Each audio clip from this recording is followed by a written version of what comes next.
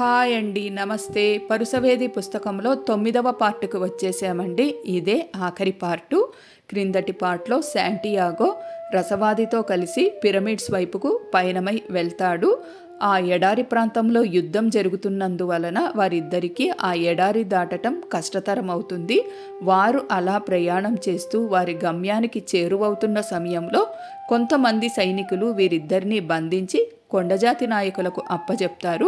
ఆ కొండజాతి నాయకుల దగ్గర నుంచి తప్పించుకోవటానికి రసవాది శాంటియాగో దగ్గర ఉన్న ధనమంతా కూడా వారికి ఇచ్చేస్తాడు. అలాగే శాంటియాగోను ఒక రసవాదిగా వారికి పరిచయం చేస్తాడు. అంతేకాకుండా శాంటియాగోకు ప్రకృతి శక్తుల గురించి తెలుసని, తనను తాను గాలిగా మార్చుకొని అక్కడ ఉన్న వాటినన్నింటినీ కూడా ధ్వంసం చేయగలడని, తన అసాధారణ శక్తిని వారి దగ్గర ప్రదర్శించాలని కోరుకుంటున్నాడని కూడా రసవాది చెప్తాడు. అప్పుడు వారు ఆ శక్తులను ప్రదర్శించమని కోరుతారు. అప్పుడు శాంటియాగో ఏం చేశాడు, ఆ తర్వాత ఏం జరిగింది, ఎలా పిరమిడ్స్ దగ్గరికి చేరుకున్నాడు అనేది మనం ఇప్పుడు తెలుసుకుందామండి. Thank you. 3వ రోజున ఆ నాయకుడు తన కార్యకర్తలతో సమావేశం అయ్యాడు. అతను రసవాదిని ఆ సమావేశానికి ఆహ్వానించాడు. తనను గాలిగా మార్చుకోగల ఆ కుర్రవాణ్ణి చూద్దాం పదండి అన్నాడు.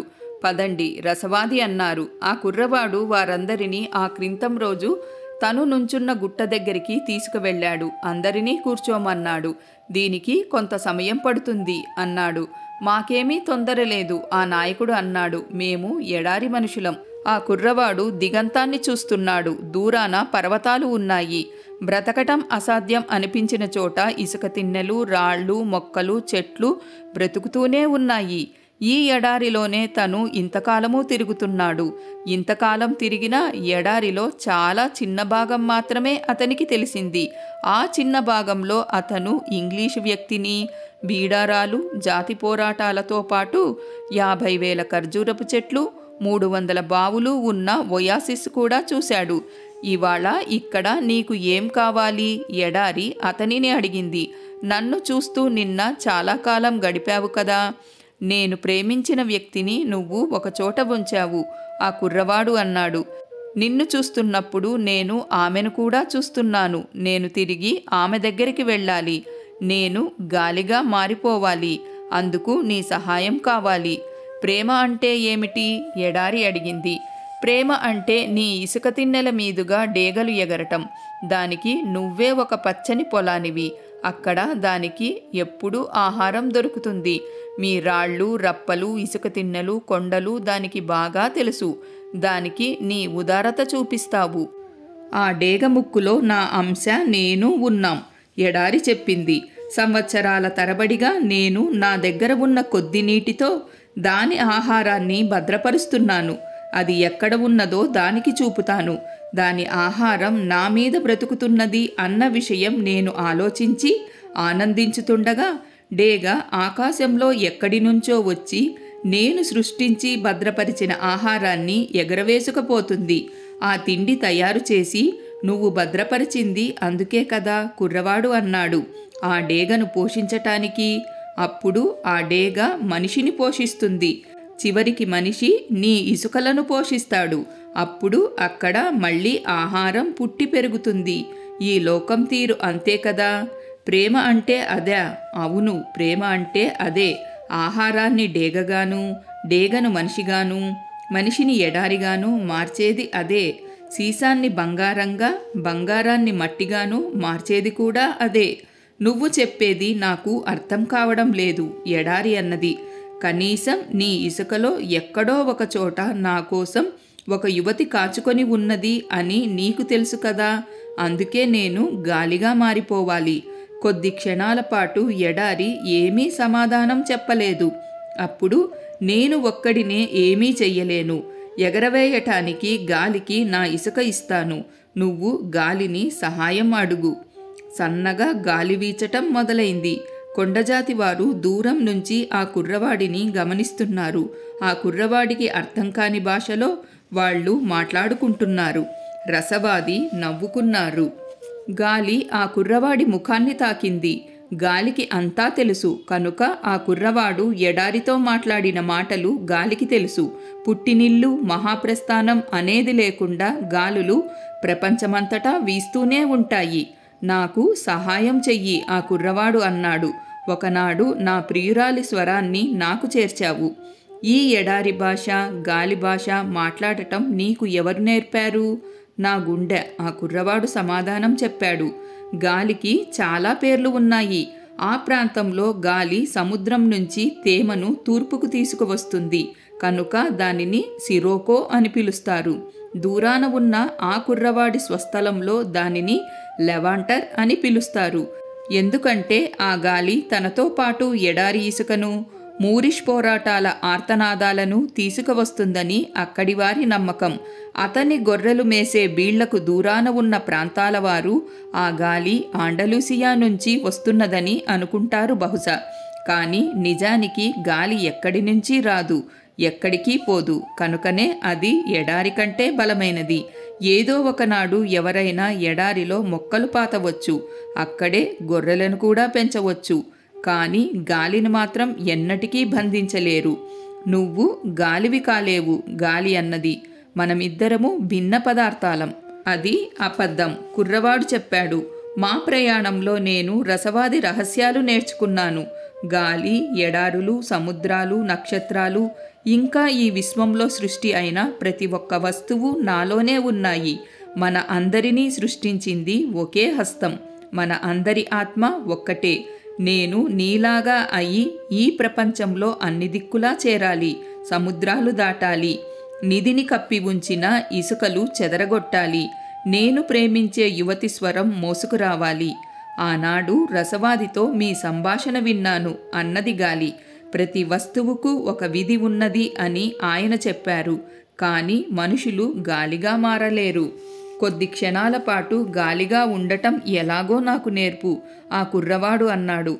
అప్పుడు నువ్వు నేను మనుషులకు గాలులకు ఉన్న అపారమైన సాధ్యాసాధ్యాలను గురించి మాట్లాడుకోవచ్చు. గాలి కుతూహలం పెరిగింది. అంతకుముందు ఎన్నడూ అలా జరగలేదు. కుర్రవాడు చెప్పిన విషయాలను గురించి మాట్లాడాలని దానికి ఆసక్తి ఉన్నది. కానీ మనిషిని గాలిగా మార్చడం ఎలాగో దానికి తెలియదు. దానికి ఎన్ని విషయాలు తెలుసునో చూడు. అది ఎడారులు సృష్టించింది, ఓడలను ముంచివేసింది, అరణ్యాలను పూర్తిగా కూల్చివేసింది, సంగీతం వింత శబ్దాలతో నిండి ఉన్న నగరాలలో వీచింది. తనకు హద్దు అంటూ లేదని దాని అనుభూతి. కానీ గాలి చెయ్యగలిగిన పనులు ఇంకా ఉన్నాయని ఆ కుర్రవాడు చెబుతున్నాడు. దానిని మేము ప్రేమ అంటాం. తను అడిగినది గాలి ఇవ్వబోతున్నదని గ్రహించిన కుర్రవాడు అన్నాడు. నిన్ను ఎవరైనా ప్రేమించితే నువ్వు ఈ సృష్టిలో ఏదైనా చెయ్యగలవు. అంతా నీలోనే జరుగుతుంది కనుక ఏమి జరుగుతున్నదోనని అర్థం చేసుకోవాల్సిన అవసరం లేదు. కనుక గాలి సహాయం చేస్తే మనుషులు కూడా గాలిగా మారగలరు. గాలి గర్వపోతు. కుర్రవాడు చెబుతున్నది వింటూ ఉంటే దానికి చిర్రెత్తుతున్నది. ఎడారిలో ఇసుకను లేపుతూ అది గట్టిగా వీచటం మొదలుపెట్టింది. ప్రపంచమంతా తిరిగి ఉన్నా కూడా తనకు మనిషిని గాలిగా మార్చటం ఎలాగో తెలియదని గ్రహించింది. అంతేకాక దానికి ప్రేమ అంటే ఏమిటో తెలియదు. ప్రపంచమంతా తిరుగుతున్నప్పుడు ప్రేమను గురించి మాట్లాడటం, తలపైకెత్తి ఆకాశం వైపు చూడటం నేను తరచూ గమనించాను అన్నది. కొన్ని విషయాలు తనకు తెలియవు అని ఒప్పుకోవటానికి దానికి చాలా చిరాకుగా ఉన్నది. ఆ విషయం స్వర్గాన్ని అడిగితే మేలేమో. సరే అయితే ఆ పనిలో నాకు కొంచెం సాయం చెయ్యి ఆ కుర్రవాడు అడిగాడు. సూర్యుడు కూడా కనపడకుండా పోయేటంత గాలి దుమారం ఇక్కడ సృష్టించు. అప్పుడు నేను తలపైకెత్తి స్వర్గాన్ని చూడగలుగుతాను. అంతే. గాలి తన శక్తి కొద్దీ వీచింది. ఆకాశమంతా ఇసుకతో నిండిపోయింది. సూర్యుడు ఒక బంగారు రంగు పళ్ళెంలా మారిపోయాడు. ఆ స్థావరంలో ఏదీ కనపడకుండా పోయింది. ఎడారి మనుషులకు ఆ గాలిని గురించి తెలుసు. దాన్ని వారు సిముం అని పిలుస్తారు. అది సముద్రంలో తుఫాను కంటే తీవ్రమైంది. వారి గుర్రాలు అన్నీ సకిలించాయి. వాళ్ల ఆయుధాలు అన్నీ ఇసుకతో నిండిపోయాయి. మెరక మీద ఉన్న సేనాని ఒకరు నాయకుడి వైపు తిరిగి, ఇది ఇంతటితో ముగించితే మంచిదేమో అన్నాడు. కుర్రవాడు కనపడటం లేదు. వారి ముఖాలు నీలపు బట్టలతో మూసుకుపోయాయి. వాళ్ల కళ్లల్లో భయం తాండవమాడింది. ఇంతటితో ఆపుదాం, మరొక సేనాని అన్నాడు. నేను అల్లా ఘనతను దర్శించాలి. వాళ్ల నాయకుడు అన్నాడు. మనిషి గాలిలా ఎలా మారుతాడో నేను చూడాలి. కాని భయం కనబరిచిన ఆ ఇద్దరి మనుషుల పేర్లు ఆయన మనసులోనే గుర్తుపెట్టుకున్నాడు. ఈ గాలి ఆగిన వెంటనే వారిద్దరినీ ఉద్యోగంలో నుంచి తీసివేయబోతున్నాడు.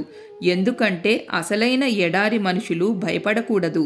ప్రేమ అంటే ఏమిటో నీకు తెలుసు, కానీ నాకు గాలి చెప్పింది. సూర్యుడితో ఆ కుర్రవాడు అన్నాడు.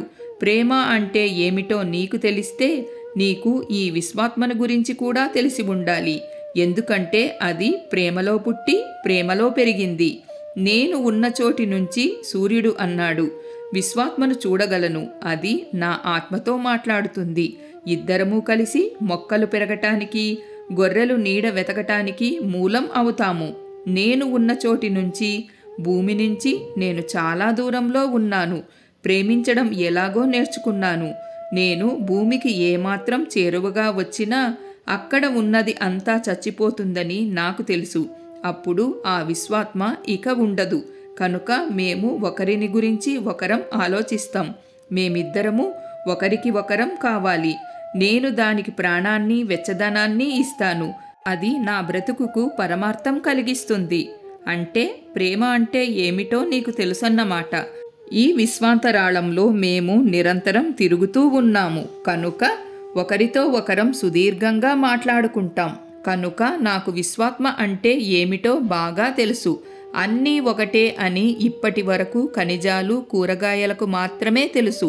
అన్నింటినీ మించి అదే తన సమస్య అని విశ్వాత్మ చెబుతుంది. ఇనుము రాగిలాగా ఉండవలసిన అవసరం లేదు. అలాగే రాగి బంగారంలాగా ఉండవలసిన అవసరం కూడా లేదు. ప్రతి ఒక్కటి తన ప్రత్యేకతను అనుసరించి తన విధి తాను నిర్వర్తించుతూ పోతుంది.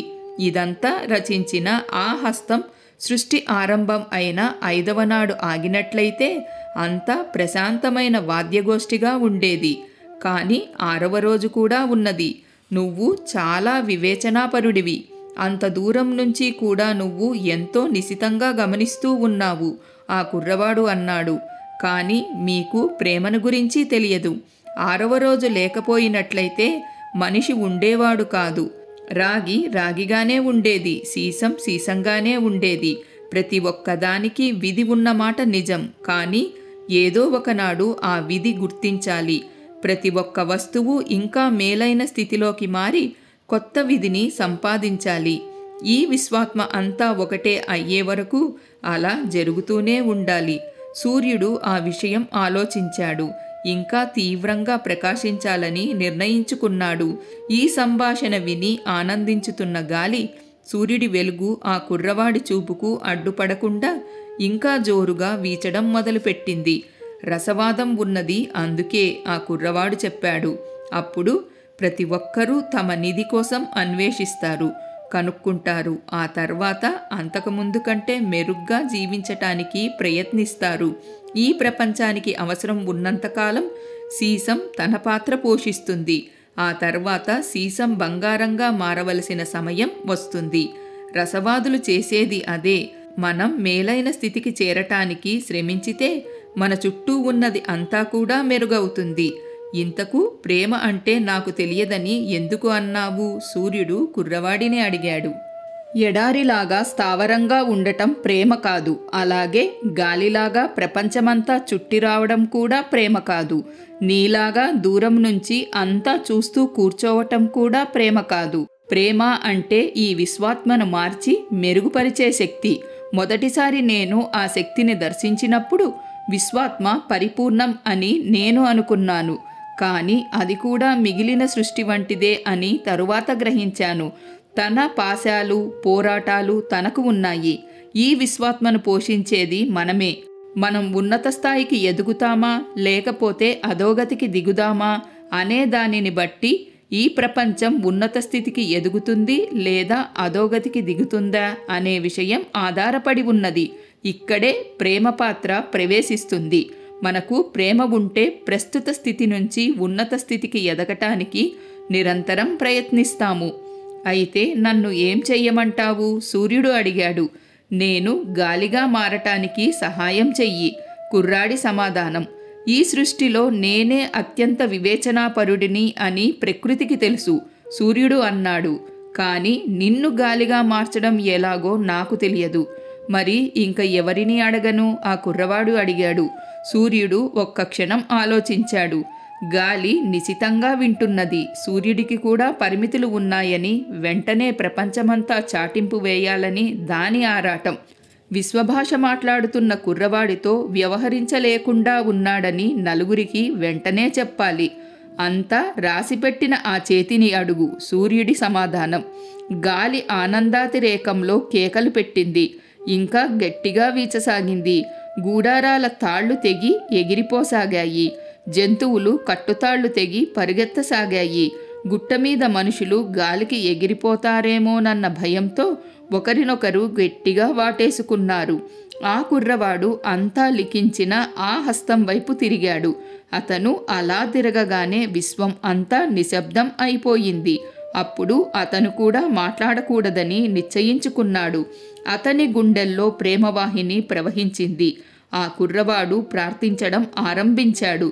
అంతకు మునుపు ఎన్నడూ అతను అలా ప్రార్థించలేదు. ఆ ప్రార్థనలో మాటలు కానీ అభ్యర్థనలు కానీ లేవు.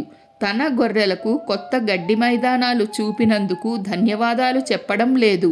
గాజు సామాన్లు ఇంకా ఎక్కువగా అమ్మగల శక్తి ప్రసాదించమని అడగలేదు. తను కలుసుకున్న యువతి తన కోసం వేచి ఉండాలి అని ప్రార్థించలేదు. ఆ ఎడారి, గాలి, సూర్యుడు అందరూ కూడా ఆ చేయి వ్రాసిన సందేశంలో భావం అర్థం చేసుకోవటానికి ప్రయత్నిస్తున్నారు. తమ తమ మార్గాలను అనుసరించటానికి ప్రయత్నిస్తున్నారు. మరకత ఫలకం మీద ఏమి రాసి ఉన్నదో అర్థం చేసుకోవటానికి ప్రయత్నిస్తున్నారు. ఇది కుర్రవాడికి అర్థమైన విషయం.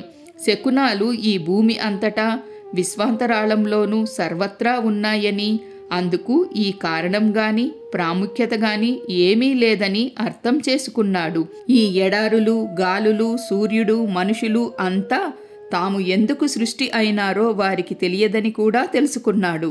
దీనికంతటికీ కారణం ఆ హస్తానికి మాత్రమే తెలుసు. ఆ చెయ్యి మాత్రమే సముద్రాన్ని ఎడారిగా మార్చగలదు, మనిషిని గాలిగా మార్చగలదు, అద్భుతాలు చేయగలదు. 6 రోజుల సృష్టి ఒక అద్భుతం, ఒక కళాఖండం అయింది. అంటే అది మహాసృష్టిలో ఒక అంశ మాత్రమే అని ఆ చేతికి మాత్రమే తెలుసు. కుర్రవాడు విశ్వాత్మను స్పృశించాడు. అది పరమాత్మలో ఒక భాగమేనని గ్రహించాడు. ఆ పరమాత్మ తన ఆత్మ అని తెలుసుకున్నాడు.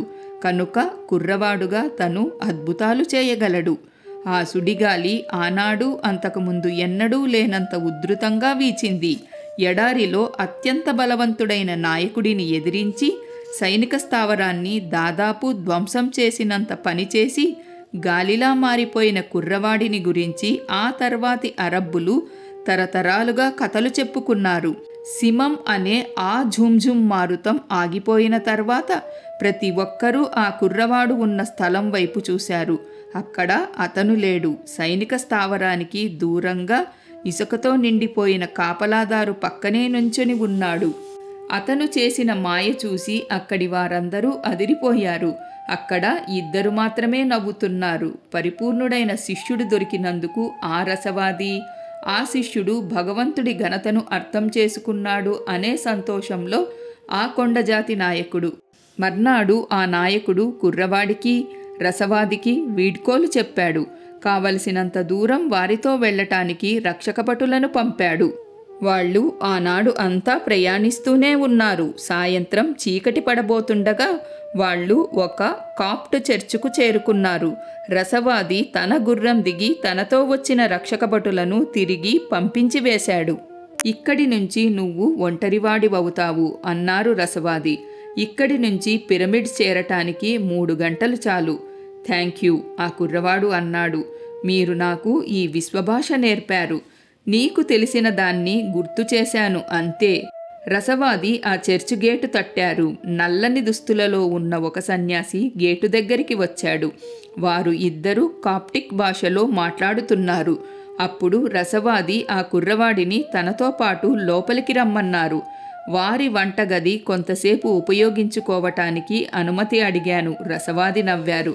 ఇద్దరూ చర్చ్ వెనుక ఉన్న వంటగదిలోకి వెళ్లారు. రసవాది మంట వెలిగించారు.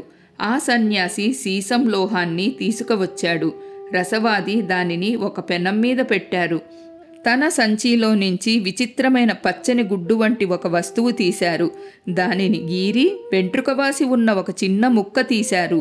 దానిని మైనంలో కప్పి కరిగిన సీసం ఉన్న పెనంలో వేశారు. ఆ సమ్మేళనం వెంటనే ఎర్ర రంగులోకి, దాదాపు రక్తవర్ణంలోకి మారిపోయింది. రసవాది ఆ పెనం నిప్పుల మీద నుంచి తీసి ఆరటానికి పక్కన పెట్టారు. ఆ పని చేస్తూ ఆయన అక్కడ ఉన్న సన్యాసితో కొండజాతుల యుద్ధాన్ని గురించి మాట్లాడుతున్నారు. ఈ పోరాటాలు చాలా కాలం సాగుతాయి అనుకుంటాను ఆయన అన్నారు సన్యాసితో. ఆ సన్యాసికి చిరాకుగా ఉన్నది. పోరాటాలు ఆగుతాయి అనే ఆశతో గీజా ప్రాంతంలో బిడారాలు కొంతకాలంగా ఆగి ఉన్నాయి. దేవుడి దయ ఎలా ఉంటే అలా జరుగుతుంది అన్నాడు సన్యాసి. బాగా చెప్పారు అన్నారు రసవాది. ఆ పెనం చల్లారిన తర్వాత సన్యాసి, ఆ కుర్రవాడు దానిని చూసి ఆశ్చర్యపోయారు. సీసం ఆ పెనం ఆకారంలో తేలింది. కానీ ఇప్పుడు అది సీసం కాదు, బంగారం. నేను అలా ఎప్పుడు చేయగలను? ఆ కుర్రవాడు అడిగాడు. అది నా జాతకం, నీ జాతకం అది కాదు, రసవాది చెప్పారు. అది సాధ్యం అని నీకు చూపించటానికి చేశాను అంతే. వాళ్ళు తిరిగి చర్చి గేటు దగ్గరికి వచ్చారు. అక్కడ రసవాది పళ్ళెం ఆకారంలో ఉన్న బంగారపు చక్రాన్ని 4 ముక్కలుగా విడదీశారు. ఇది మీకు అన్నారు ఆయన ఒక భాగాన్ని సన్యాసి చేతికి ఇస్తూ. యాత్రికులకు మీరు చూపిన ఔదార్యానికి మా కృతజ్ఞతలు. నా ఔదార్యానికి ఈ ప్రతిఫలం చాలా ఎక్కువ, సన్యాసి సమాధానం. అలా అనకండి, జీవితం వింటుంది. ఈసారి మీకు ఇచ్చేది తగ్గిపోతుంది. రసవాది కుర్రవాడి వైపు తిరిగారు. ఇది నీకు ఆ సేనాపతికి ఇచ్చిన దాని లోటు పూడ్చటానికి. తను ఆ సేనాపతికి ఇచ్చిన దానికంటే ఇది చాలా ఎక్కువ అని చెప్పబోయాడు. కానీ రసవాది ఆ సన్యాసికి చెప్పిన మాటలు గుర్తుకు వచ్చి ఆగిపోయాడు. ఇక ఇది నాకు ఒక భాగం తను ఉంచుకుంటూ రసవాది అన్నారు. పోరాటాలు జరుగుతున్న ఎడారికి నేను తిరిగి వెళ్ళాలి కదా, అందుకు 4వ భాగం తీసి ఆయన ఆ సన్యాసికి ఇచ్చారు. ఇది ఆ కుర్రవాడిది, ఎప్పుడైనా అవసరం రావచ్చు అన్నారు రసవాది. కానీ నేను నా నిధి అన్వేషణలో వెళ్తున్నాను అన్నాడు ఆ కుర్రవాడు. నేను ప్రస్తుతం దానికి చాలా దగ్గరలో ఉన్నాను. అది నీకు తప్పకుండా దొరుకుతుంది అన్నారు రసవాది. మరి ఇది ఎందుకు? ఎందుకంటే ఇప్పటికే 2 సార్లు నువ్వు దాచుకున్నది పోగొట్టుకున్నావు. ఒకసారి ఆ దొంగకు, రెండోసారి ఆ సేనాపతికి. నేను ఒక ముసలి అరబ్ చాదస్తుడిని. మా సామెతలు అంటే నాకు నమ్మకం. ఒకసారి మాత్రమే జరిగినది మళ్ళీ ఎన్నడూ జరగదు. కానీ ఏదైనా 2 సార్లు జరిగితే అది తప్పకుండా 3వసారి జరిగి తీరుతుంది అంటుంది ఒక సామెత. వాళ్ళు వారి గుర్రాలు ఎక్కారు. కలలను గురించి నీకు ఒక కథ చెప్పాలి, రసవాది అన్నారు. ఆ కుర్రవాడు తన గుర్రాన్ని ఆయనకు దగ్గరగా తీసుకువచ్చాడు. టైబీరియస్ చక్రవర్తి కాలంలో పురాతన రోమ్ నగరంలో ఒక వ్యక్తి ఉండేవాడు. ఆయనకు 2 కొడుకులు. ఒక కొడుకు సైన్యంలో ఉన్నాడు. అతనిని ఆ సామ్రాజ్యంలో ఎక్కడో దూరంగా పంపించారు. 2వ కొడుకు ఒక కవి. అతను నగరం అంతటినీ తన అందమైన కవిత్వంతో అలరించేవాడు. ఒక రాత్రి ఆ తండ్రికి ఒక కల వచ్చింది. ఆ కలలో ఒక దేవత కనపడింది. ఆయన కొడుకులలో ఒకరి మాటలు ప్రజాభిమానం సంపాదించి తరతరాలుగా అందరి నోళ్లలో పలుకుతాయి అని చెప్పింది. తండ్రి నిద్ర నుంచి మేల్కొంటాడు. జీవితం తనకు అడగకుండా ఎంతో ఔదార్యం చూపింది. కృతజ్ఞతతో ఆనందంలో ఆయన కంటి వెంట ఆనంద బాష్పాలు రాలుతున్నాయి. అది విన్న ఏ తండ్రికి గర్వంగా ఉండదు? ఆ తర్వాత ఒకనాడు ఆయన రథం కింద పడబోతున్న ఒక శిశువును కాపాడబోయి ఆ ప్రయత్నంలో చనిపోయాడు. ఆయన జీవితమంతా సన్మార్గంలో జీవించాడు కనుక ఆయన నేరుగా స్వర్గానికి వెళ్ళాడు. అక్కడ ఆయన తనకు కలలో కనిపించిన దేవతను కలుసుకున్నాడు. మీరు సదా సత్పురుషులే, ఆ దేవత ఆయనకు చెప్పింది. మీరు ప్రేమ మార్గంలో జీవించారు, ప్రతిష్టాత్మకంగా మరణించారు. ఇప్పుడు మీరు ఏది కోరినా ఇస్తాను. జీవితం నా పట్ల దయ చూపింది. ఆయన అన్నారు, నువ్వు కలలో నాకు కనిపించినప్పుడు నా ప్రయత్నాలన్నీ ఫలించాయి అనుకున్నాను. ఎందుకంటే నా కుమారుడి కవిత్వం తరతరాల వారు చదివి ఆనందించబోతున్నారు. నాకు అంటూ ఏమీ అక్కర్లేదు. కానీ తను పెంచి పెద్ద చేసి పెరుగుతున్న సమయంలో చదువు సంధ్యలు చెప్పిన కొడుకు కీర్తి సంపాదించితే ఏ తండ్రి గర్వపడకుండా ఉంటాడు? రాబోయే భవిష్యత్ కాలంలో ఏనాడో ఒకనాడు నా కుమారుడు చెప్పిన మాటలు చూడాలని ఆశ. ఆ దేవత ఆ వ్యక్తి భుజం తాకింది. వాళ్ళిద్దరూ భవిష్యత్తులో చాలా ముందుకు వెళ్ళారు. వాళ్ళు ఇద్దరూ ఒక మహాసమావేశంలో ఉన్నారు. అక్కడ వేలాది మంది ఒక విచిత్రమైన భాష మాట్లాడుతున్నారు. ఆ మనిషి ఆనందంలో ఏడ్చేశాడు. నా కుమారుడి గేయాలు అమరాలు అని నాకు తెలుసు. ఆయన కన్నీటి దారల మధ్య ఆ దేవతతో అన్నారు, వీరందరూ నా కుమారుడు రాసిన ఏ పాట గానం చేస్తున్నారో చెప్పగలరా? ఆ దేవత ఆయనకు దగ్గరగా వచ్చింది. ఆయనను సుతారంగా దగ్గరలో ఉన్న బెంచ్ దగ్గరికి తీసుకువెళ్ళింది. ఇద్దరూ అక్కడ కూర్చున్నారు. కవి అయిన నీ కుమారుడు రచించిన గేయాలు రోమ్ నగరంలో ఆదరణ పొందాయి. ఆ దేవత చెప్పింది. ప్రతి ఒక్కరూ వాటిని ఆనందించి ఆరాధించారు. కానీ టైబీరియస్ పరిపాలన ముగియగానే ఆ గేయాలు మరుగున పడ్డాయి. ఇప్పుడు మీరు వింటున్న పదాలు సైన్యంలో సేవ చేసిన మీ కుమారుడి మాటలు. ఆ వ్యక్తి దేవతను అమితాశ్చర్యంతో చూశారు. మీ కుమారుడు ఎక్కడో దూరదేశాలలో సేవ చేయటానికి వెళ్ళారు. అక్కడ ఆయన శతవృద్ధుడు అయినారు. ఆయన నీతిపరుడు, సత్పురుషులు. ఒకనాడు ఆయన సేవకులు ఒకరు జబ్బుపడ్డారు. ఆయన చనిపోతాడు అనిపించింది. ఈ వ్యాధులు నయం చేసే ఒక సాధువు ఉన్నారని మీ కుమారుడు విన్నారు. ఆయనను వెతుకుతూ ఆయన రోజుల తరబడి గుర్రం మీద తిరిగారు. తాను వెతుకుతున్న మనిషి దేవుడి కుమారుడు అని ఆయనకు దారిలో తెలిసింది. ఆయన దగ్గర చికిత్స పొందిన వారిని మీ కుమారుడు కలిశాడు. వారంతా మీ కుమారుడికి ఆయన బోధనలు తెలియచెప్పారు. మీ కుమారుడు రోమన్ సెంచూరియన్ అయినా కూడా వారి మతానికి మారిపోయాడు. ఆ తర్వాత త్వరలోనే తను వెతికిన మనిషి ఉన్న ప్రదేశానికి మీ కుమారుడు చేరాడు. తన సేవకులలో ఒకరు తీవ్రంగా జబ్బుపడ్డారని మీ కుమారుడు ఆయనకు చెప్పారు. వెంటనే ఆ సాధువు ఆయనతో ఆయన ఇంటికి వెళ్ళటానికి సిద్ధమయ్యారు. ఆ సెంచూరియన్ తన మతంలో తీవ్రమైన విశ్వాసం కలిగినవారు.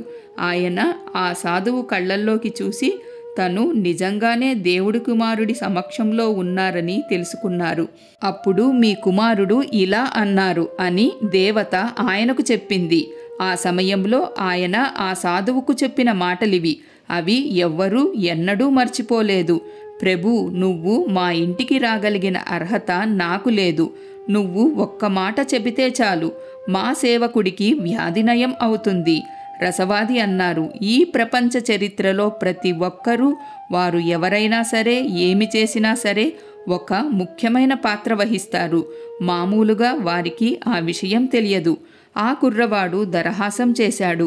ఒక గొర్రెల కాపరికి జీవితాన్ని గురించిన ప్రశ్నలు అంత ముఖ్యం అవుతాయని అతను ఎన్నడూ అనుకోలేదు. సెలవు, రసవాది అన్నారు. సెలవు, ఆ కుర్రవాడు బదులు పలికాడు.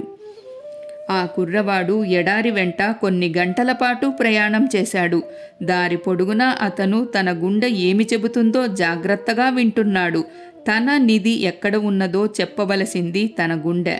మీ నిధి ఉన్న చోటనే మీ గుండె కూడా ఉంటుంది, రసవాది అతనితో చెప్పాడు. కానీ అతని గుండె ఇతర విషయాలు చెబుతున్నది. 2 సందర్భాలలో తన కలను అనుసరించటానికి తన మందను విడిచిపెట్టిన గొర్రెల కాపరి కథ గర్వంగా చెప్పింది.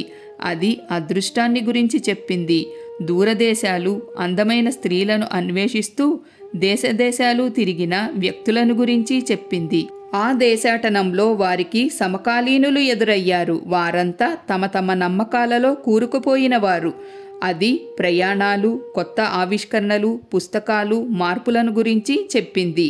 ఆ కుర్రవాడు మరొక ఇసుక తిన్న ఎక్కబోతూ ఉండగా అతని గుండె గుసగుసలాడింది. ఎక్కడ నీ కంటిలో నీరు వస్తుందో గమనించు. నేను అక్కడే ఉంటాను. అక్కడే నీ నిధి కూడా ఉంటుంది. ఆ కుర్రవాడు ఇసుక తిన్న నిదానంగా ఎక్కాడు. ఆకాశం నక్షత్రాలతో నిండి ఉన్నది. పున్నమి చంద్రుడు వెలుగుతున్నాడు. తను ఒయాసిస్ నుంచి బయలుదేరి 1 నెల అయ్యింది. వెన్నెల వెలుగులు ఇసుక తిన్నెల మీద నీడలు పరుస్తున్నాయి. ఆ వెలుగు నీడలు సముద్రం మీద తేలుతున్న అలలలాగా దర్శనమిస్తున్నాయి. ఎడారిలో గుర్రం వెనక కాళ్ల మీద నుంచొని ఉండగా తను రసవాదిని కలుసుకున్న రోజు గుర్తుకు వచ్చింది. అప్పుడు నిశ్శబ్దంగా ఉన్న ఎడారిలో తన అదృష్టాన్ని వెతుకుతూ బయలుదేరిన వ్యక్తి మీద వెన్నెల కురిసింది. ఇసుక తిన్న పైకి చేరుకోగానే అతని గుండె ఎగిరి గంతులు వేసింది. ఆ వెన్నెల వెలుగులో, ఎడారి కాంతిలో ఈజిప్టు పిరమిడ్లు గంభీరంగా రాజసంగా నించొని ఉన్నాయి. ఆ కుర్రవాడు మోకాళ్ల మీద వంగి బోరుమని ఏడ్చాడు. తన అదృష్టంలో తనకు నమ్మకం కలిగించేందుకు ఒక రాజును, ఒక వ్యాపారిని, ఒక ఇంగ్లీషు వ్యక్తిని, రసవాదిని కలుసుకునే అవకాశం కల్పించినందుకు, అన్నిటికంటే ముఖ్యంగా ఎడారి యువతితో ఎప్పటికైనా ప్రేమ మనిషిని తన గమ్యానికి చేర్చి తీరుతుందని అని చెప్పింది ఆమె. తనను కలిపినందుకు అతను దేవుడికి తన ధన్యవాదాలు అర్పించాడు. కావాలనుకుంటే అతను ఇప్పుడు ఒయాసిస్ తిరిగి వెళ్ళి ఫాతిమాతో చేరి ఒక గొర్రెల కాపరిగా సామాన్య జీవితం జీవించవచ్చు. విశ్వభాష తెలిసినవాడు, సీసాన్ని బంగారంగా మార్చగలిగిన రసవాది కూడా ఎడారిలోనే నివసిస్తున్నారు. తన విజ్ఞానాన్ని, కళను ఎవరికీ ప్రదర్శించవలసిన అవసరం ఆయనకు లేదు. అదృష్టం అన్వేషణలో తను అవసరమైనది అంతా నేర్చుకున్నాడు. తను కలగన్నది అంతా అనుభవంలోకి వచ్చింది. అది ఆ కుర్రవాడికి స్వాగతం. ఇప్పుడు తను తన నిధి ఉన్న ప్రదేశానికి చేరుకున్నాడు. లక్ష్యం సాధించనిదే ఏ పథకము పూర్తి కాదని అతను తనకు తానే గుర్తు చేసుకున్నాడు. ఆ కుర్రవాడు తన చుట్టూ ఉన్న ఇసుకను పరికించాడు. తన కన్నీళ్లు పడిన చోట ఇసుకలో ఒక కుమ్మరి పురుగు గునగునలాడుతూ పోతున్నది. ఈజిప్టులో కుమ్మరి పురుగు దివ్య చిహ్నాలని తన ఎడారి ప్రయాణంలో నేర్చుకున్నాడు. మరొక శకునం, ఆ కుర్రవాడు ఇసుక తిన్నె తొలవటం ఆరంభించాడు. ఆ పని చేస్తూ ఉండగా అతనికి గాజు సామాన్ల వ్యాపారి మాటలు గుర్తుకు వచ్చాయి. ఎవరైనా సరే తమ పెరటిలో పిరమిడ్ కట్టవచ్చు. రాయి మీద రాయి పేర్చుతూ తన జీవితమంతా గడిపినా ఆ పని అసాధ్యం అని అతనికి ఇప్పుడు తెలిసింది. తను అనుకున్న చోట ఆ కుర్రవాడు రాత్రి అంతా తవ్వుతూనే ఉన్నాడు. కానీ ఏమీ కనిపించలేదు. పిరమిడ్ల నిర్మాణం జరిగిన నాటి నుంచి శతాబ్దాల తరబడి భారమంతా మీద పడినట్లు అనిపించింది. కానీ అతను వదలలేదు. అతను తవ్విన గుంతలోకి గాలితో ఇసుక వచ్చి పడేది. కానీ అతను పట్టు వదలకుండా తవ్వుతూనే ఉన్నాడు. చేతులు గీసుకుపోయాయి. అలుపు వచ్చింది. కానీ అతను తన గుండె చెప్పిన మాటలు విన్నాడు. కన్నీళ్లు పడిన చోట తవ్వమని చెప్పింది అతని గుండె.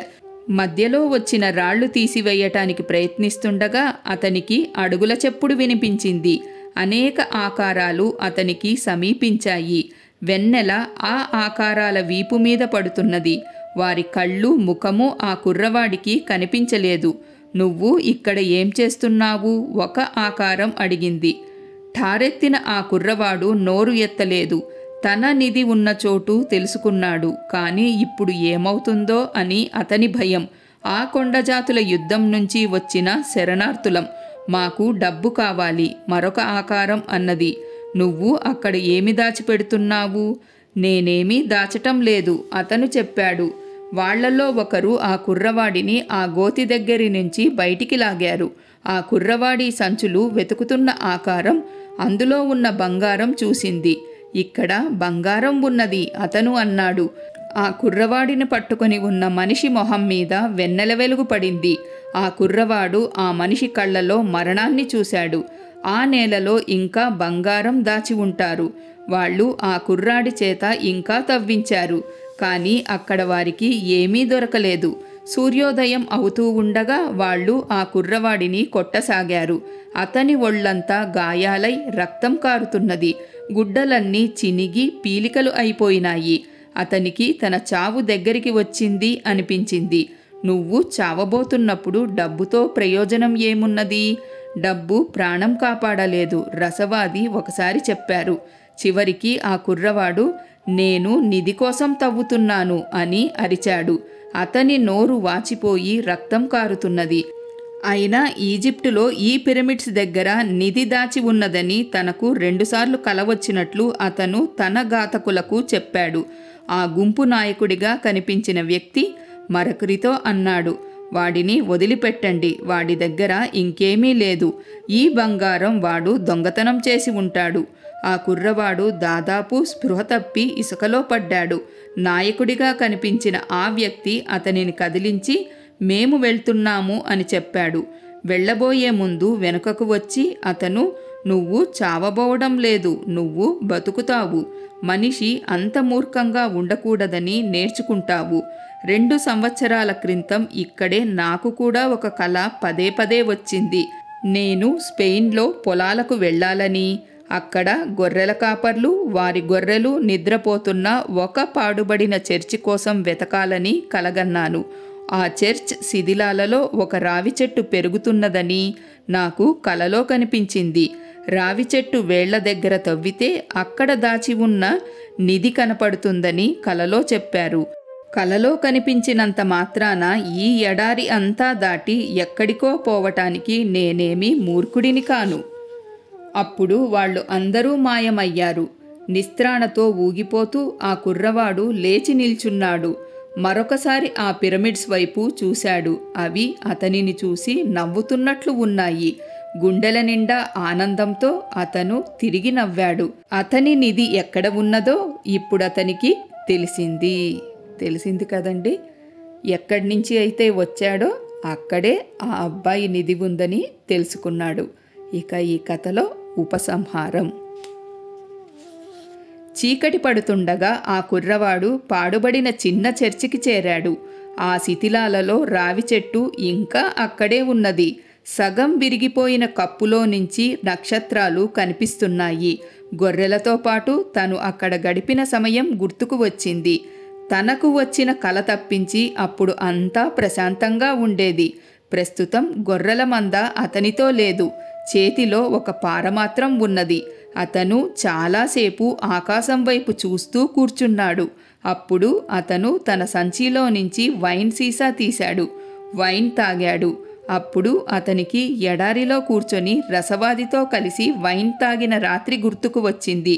తను ప్రయాణించిన అనేక బాటలు అతని ఆలోచనలలో మెదిలాయి. తన నిధి చూపించటానికి భగవంతుడు చూపించిన మార్గం విచిత్రమైంది. మళ్ళీ మళ్ళీ తనకు వస్తున్న కలలు నమ్మకపోతే తను ఆ జిప్సీ స్త్రీని, ముసలిరాజును, ఆ దొంగను, ఇంకా అది ఒక పెద్ద జాబితా. ఆ శకునాలలో తన బాట రాసిపెట్టి ఉన్నది. తను దారి తప్పటానికి వీలు లేదు అని అతను స్వగతం చెప్పుకున్నాడు. అతను నిద్రపోయాడు. కళ్ళు తెరిచేసరికి సూర్యుడు బాగా పైకి వచ్చి ఉన్నాడు. అతను రావి చెట్టు మొదట్లో తవ్వటం మొదలుపెట్టాడు. ముసలి మాయావి ఆ కుర్రవాడు ఆకాశం వైపు తిరిగి అరిచాడు, నీకు కథ అంతా ముందుగానే తెలుసు. నేను నీ చర్చికి తిరిగి రావాలని ఇక్కడ కొంత బంగారం దాచి ఉంచావు. నేను చినిగిపోయిన పీలికలలో తిరిగి వస్తూ ఉంటే ఆ సన్యాసి నన్ను చూసి నవ్వాడు. నాకు ఈ అవస్థ తప్పించి ఉండవచ్చు కదా. కాదు, గాలిలో అతనికి ఒక స్వరం వినిపించింది. నేను నీకు ముందరే చెప్పి ఉంటే నువ్వు పిరమిడ్స్ చూసి ఉండేవాడివి కాదు. అవి చాలా బాగున్నాయి కదా. కుర్రవాడు నవ్వుకున్నాడు. తవ్వకం కొనసాగించాడు. ఒక అరగంట తర్వాత అతని పారకు ఏదో గట్టిగా తగిలింది.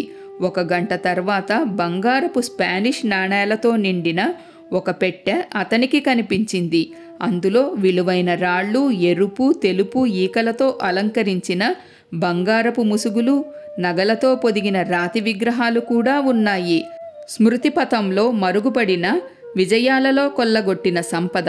దాని గురించి ఆ విజేత తన తర్వాతి తరానికి చెప్పడం మర్చిపోయాడు బహుశా. ఆ కుర్రవాడు తన సంచిలో నుంచి యూరిన్, తుమ్మిం బయటికి తీశాడు. అతను ఆ 2 రాళ్లను ఒక్కసారి మాత్రమే విపణి వీధిలో ఒక ఉదయం ఉపయోగించాడు. అతని జీవితం, అతని బాట అతనికి అవసరమైన శకునాలన్నింటినీ ఎప్పుడూ చూపిస్తూనే ఉన్నాయి. అతను యూరిం, తిమ్మింలను ఆ పెట్టెలో పెట్టాడు. అవి కూడా తన నిధిలో ఒక భాగం. అవి ముసలిరాజును గుర్తు చేస్తాయి. ఆయనను తను మరి ఎన్నడూ చూడకపోవచ్చు. తమ అదృష్టాన్ని వెంటాడే వారిని జీవితం చాలా ఉదారంగా సత్కరించుతుంది. ఇది పరమసత్యం అని ఆ కుర్రవాడి ఆలోచన. ఆ జిప్సీ స్త్రీకి తన నిధిలో 10వ వంతు ఇస్తానని తను మాట ఇచ్చాడు. ఆ మాట చెల్లించటానికి అతను తరీఫా వెళ్ళాలి. జిప్సీలు చాలా తెలివైనవారు అనుకున్నాడు ఆ కుర్రవాడు. వారి నిరంతర దేశాటనమే అందుకు కారణం కావచ్చు. మళ్ళీ గాలి వీచసాగింది. అది ఆఫ్రికా నుంచి వస్తున్న లెవాంటర్ వాయువు. దానిలో ఎడారి వాసన గాని మూరుల ఆక్రమణ గాని లేవు. ఇప్పుడు ఆ గాలిలో అతనికి పరిచయం ఉన్న ఒక పరిమళం తేలివచ్చింది. దానితో పాటు ఒక చుంబన స్పర్శ. ఆ స్పర్శ చాలా దూరం నుంచి మెల్లిమెల్లిగా వచ్చి అతని పెదవుల మీద నిలిచిపోయింది. ఆ కుర్రవాడు నవ్వుకున్నాడు. ఆమె అలా చేయటం అదే మొదటిసారి. నేను వస్తున్నాను ఫాతిమా అన్నాడు అతను. ఇక్కడితో పరుసవేది పుస్తకం పూర్తయిపోయిందండి. ఈ కథలోని కుర్రాడిలాగానే మనమందరము కూడా మనకేదో లక్ష్యాలు ఉన్నాయని, మనం ఏదో కలలు కన్నామని వాటిని సాధించడం కోసం బాహ్యంగా పరుగులు పెడుతూనే ఉంటాం. ఆ పరుగులు పెట్టడంలో ఎన్నో అనుభవాలు, ఎన్నో పాఠాలు. బాహ్యంగా ఇలా ఎన్ని పరుగులు పెట్టినా కూడా తిరిగి మళ్ళీ మనం మన అంతరంగంలోకి వెళ్తే కానీ మన నిధిని కనుక్కోలేమండి. మన లక్ష్యాలైనా మన కలలైనా ఏవైనా కూడా మన అంతరంగ ప్రయాణం ద్వారానే మనం సాధించుకోవచ్చండి. Thank you.